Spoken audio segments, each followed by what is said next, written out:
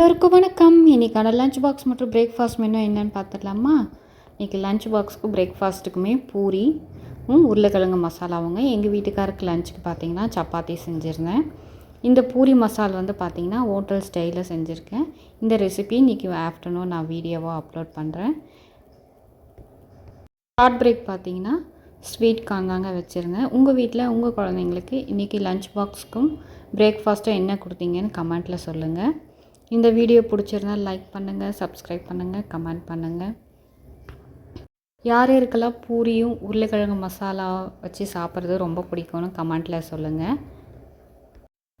இல்லை பூரியோட உங்களுக்கு சன்னா மசாலா பிடிக்குமா, இல்லை உருளைக்கிழங்கு மசாலா பிடிக்குமா, எது பிடிக்கும்னு கமெண்ட்டில் சொல்லுங்கள். யார் யாரெல்லாம் நாளைக்கு வரலட்சுமி பூஜை செய்கிறீங்கன்னு கமெண்ட்டில் சொல்லுங்கள்.